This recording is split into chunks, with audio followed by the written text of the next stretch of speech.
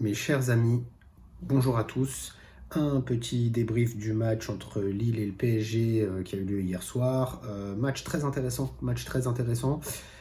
Pourquoi? Parce qu'on a vu pour une fois un peu de football de la part du PSG. Ça faisait longtemps que c'était pas arrivé, les gars.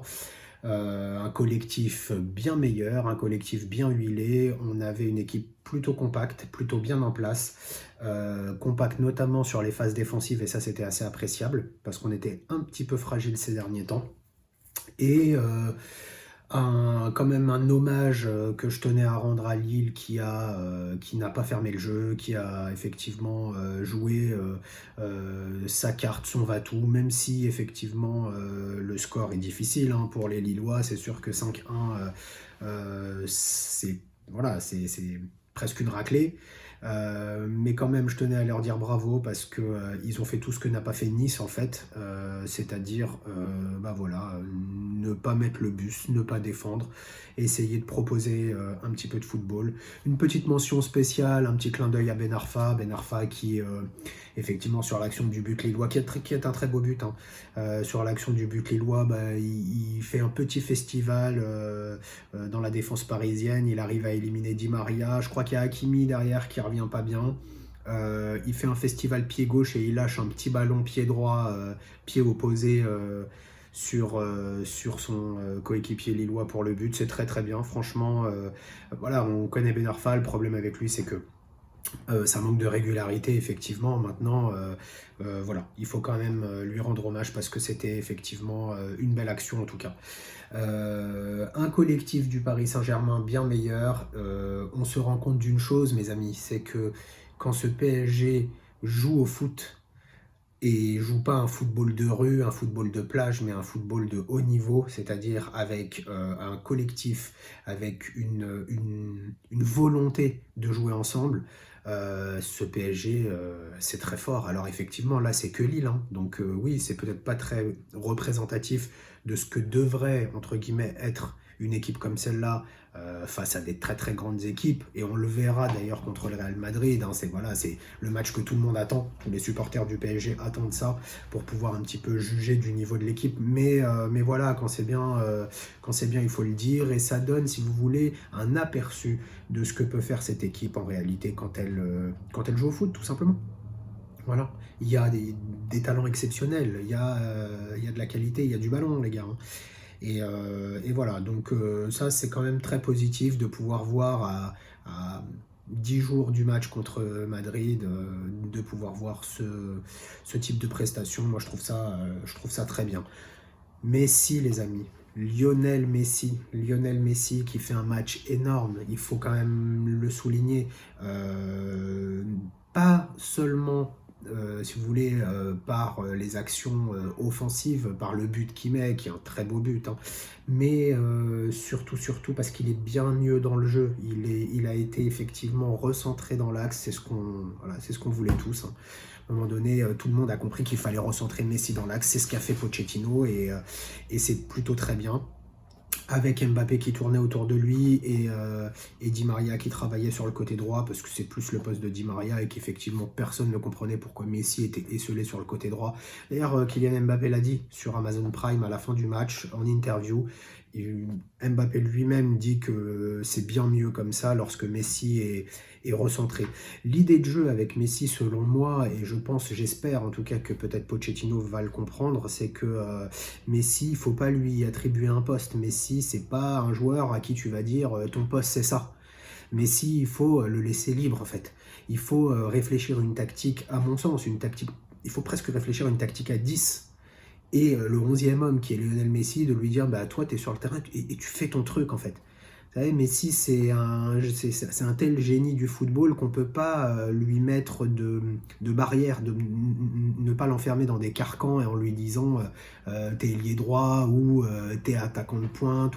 Messi, il faut le laisser faire, et d'ailleurs on l'a vu pendant le match revenir chercher des ballons au milieu de terrain pour combiner avec notamment Verratti qui d'ailleurs a fait un très bon match aussi. Et, et c'est là qu'on voit, si vous voulez, toute l'étendue du talent de Messi. C'est qu'au-delà, effectivement, offensivement, c'est exceptionnel. Bon, ça, tout le monde le sait.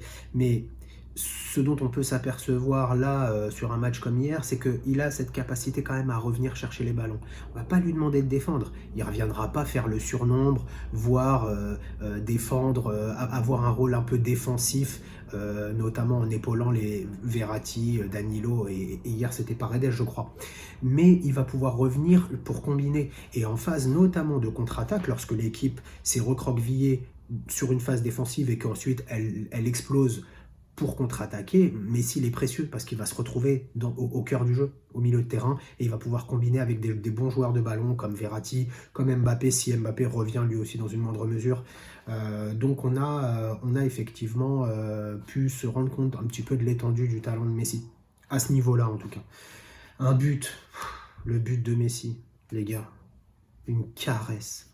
Il lui met ça avec douceur. Il arrive sur un compte favorable à mettre juste cette petite lichette là pour lifter le ballon et lober le gardien. Non mais franchement, moi quand je vois ça, c'est quand même exceptionnel les mecs. C'est exceptionnel. Le pauvre gardien lillois, il lui a volé son goûter. Il lui a servi le café et l'addition, comme dirait Omar Da Fonseca. Avec un coup franc en plus exceptionnel, qui tape sur la barre, mais sérieux quoi. Cette précision, même le corner qu'il met sur le but de Kimpembe. Vous regardez le corner, il dépose le ballon, un ballon lifté. Au début, on a l'impression même que le corner, il est mal tiré. Un ballon lifté qui arrive pile poil dans la bonne zone. Non mais franchement les gars, c'est juste exceptionnel. Voilà, hein, moi j'en ai entendu énormément de me dire oui, mais Messi au PSG, regarde Messi, c'est plus le grand Messi, c'est plus le grand Messi. Je peux vous garantir, les amis, que c'est encore le grand Messi. Et c'est pour moi encore le grand Messi du niveau Barça, hein, du niveau de la grande époque. Hein. Vous croyez quoi? Vous croyez que Messi c'est terminé, les amis? Sincèrement. En tout cas, pour moi, ceux qui disent ça, j'ai pas envie de les critiquer parce que en plus très souvent ce sont des gens qui connaissent tout à fait bien le football, etc. On a tous des appréciations différentes. Le but c'est pas de dire ils ont raison, ils ont tort, ou j'ai raison, j'ai tort. J'ai ni raison ni tort. J'essaie juste de donner mon avis par rapport à ce que je vois, dans la mesure où je pense quand même que je suis un supporter averti. Voilà, je pense que les gens qui regardent mes vidéos ou qui s'intéressent au foot vraiment de manière un peu plus poussée, ce sont des gens qui ont quand même une analyse qui mérite d'être écoutée, d'être entendue, même si c'est pas la même que la mienne. Hein. Et j'ai entendu aussi même des anciens joueurs, des grands joueurs, Jérôme Roten et tout ça, le critiquer. Euh, j'ai rien à dire. Voilà, Jérôme Roten, c'était un ancien footballeur professionnel qui était d'ailleurs vraiment pas un mauvais joueur, quoi. Mais je suis quand même assez attristé d'entendre ça dans la mesure où on ne peut pas demander à Lionel Messi, tout Messi qu'il soit, d'arriver et en l'espace de 6 mois d'être au top du top et de nous faire des festivals comme il faisait au Barça à la grande époque. Ça n'est pas possible, ça reste un être humain. Voilà, hein, on a tous besoin d'un temps d'adaptation, on a tous besoin de découvrir un nouvel environnement. Mais je trouve, et puis surtout, et ça je l'avais dit dans ma première vidéo, surtout, il n'était pas bien positionné. Franchement, on peut quand même arriver à la conclusion à peu près certaine que Messi n'était pas bien positionné. Il faut que Messi joue librement et qu'on le laisse évoluer comme il a eu l'habitude d'évoluer toute sa carrière. C'est ça le jeu de Messi. Un joueur, si on le sort du confort dans lequel il a évolué, surtout un grand joueur comme Messi, pendant quasiment 20 ans, ça va être difficile pour lui vraiment de s'adapter, de donner la pleine mesure voilà, de son potentiel. En tout cas, voilà, moi très satisfait du jeu de Messi.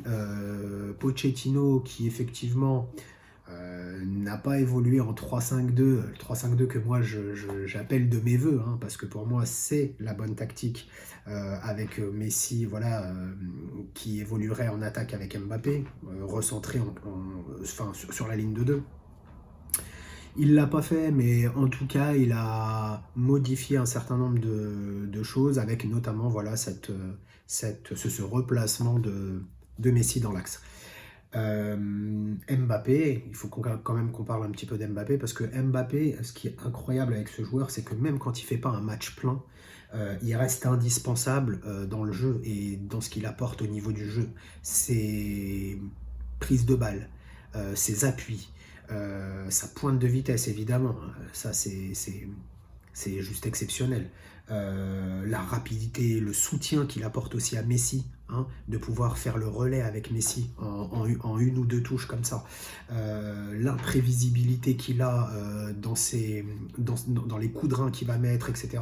Moi, je trouve ça effectivement toujours exceptionnel. Je suis toujours assez subjugué par ce joueur, même quand il n'est pas, je dirais, quand il n'est pas au top du top, c'est-à-dire à mettre un doublé, triplé et des passes décisives. Ça a été effectivement moins le cas contre Lille, mais même comme ça, je peux vous dire que moi, en tout cas moi, j'ai trouvé qu'il avait énormément pesé sur le jeu.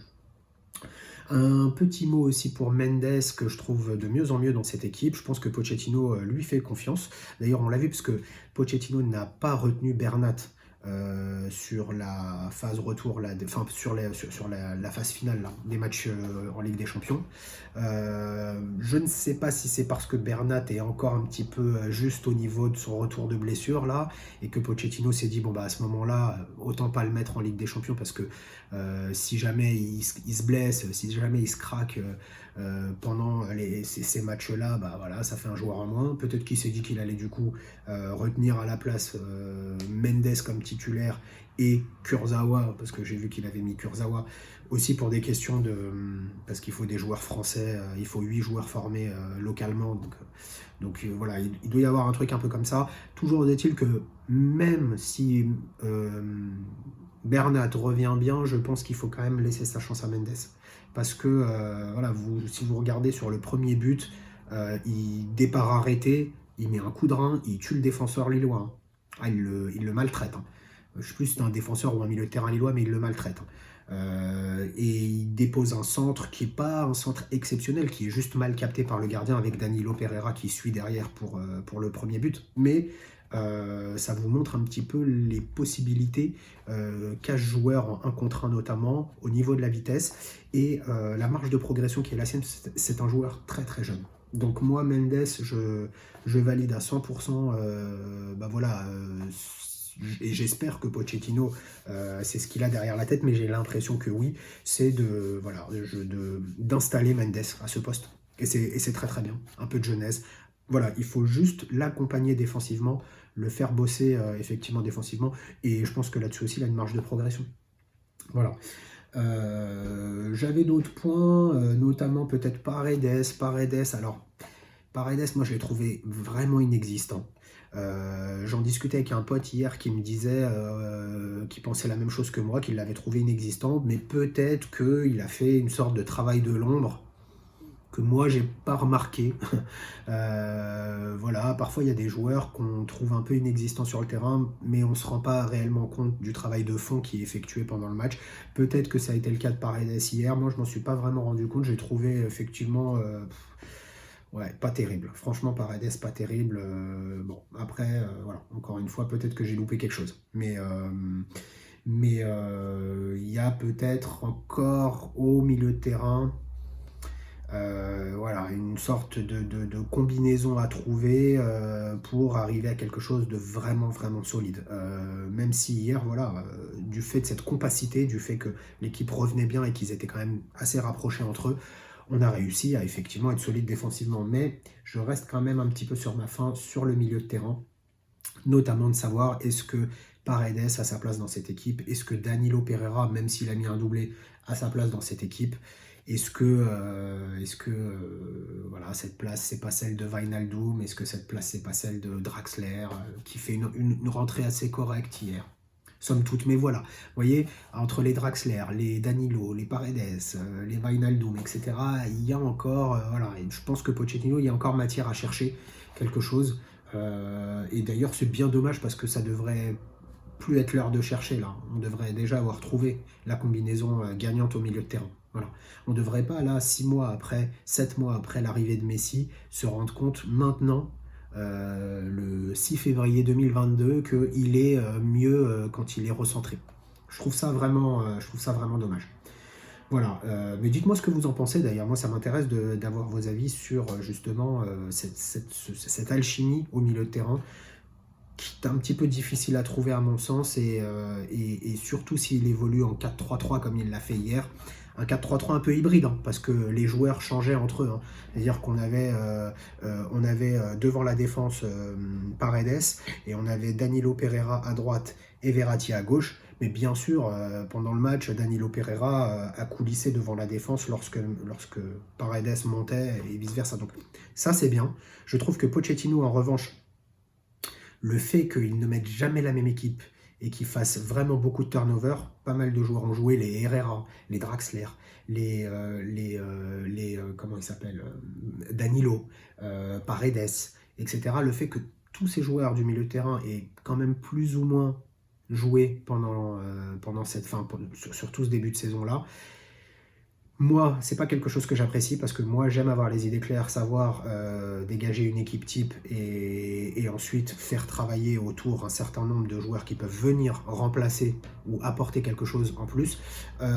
Maintenant, l'avantage avec cette manière de faire, c'est que effectivement, aujourd'hui, je pense que les joueurs commencent à mieux se connaître entre eux et que si tu fais rentrer un Wijnaldum à la place d'un Paredes, ça pose moins de problèmes, par exemple. Parce que tout de suite, les joueurs ont cette connexion peut-être un peu plus entre eux. Et ils ne sont pas surpris tout de suite quand on enlève un Paredes ou un Wijnaldum ou un Danilo pour mettre un remplaçant. Parce que voilà, ils ont pris maintenant un peu plus l'habitude de jouer ensemble. Mais dites-moi ce que vous en pensez sur le milieu de terrain que moi je trouve encore un petit peu obscur. Voilà. Après, sur l'attaque, de toute façon, c'est clair, pour moi, hein.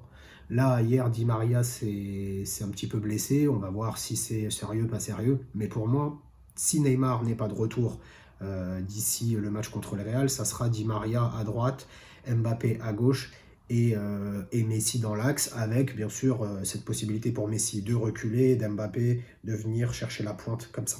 Voilà, et de combiner ensemble. Voilà. Est-ce que Neymar sera de retour? On verra, mais en tout cas, je trouve qu'il y a beaucoup de progrès. On n'est pas encore sur le 3-5-2 que moi j'appelle de mes voeux, mais dans le jeu, en tout cas, ça fait plaisir. Ça faisait longtemps qu'on n'avait pas vu un peu de football et un peu de spectacle.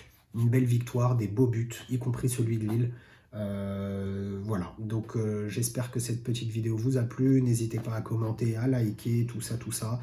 Et on se retrouve très bientôt. La paix sur vous, les amis.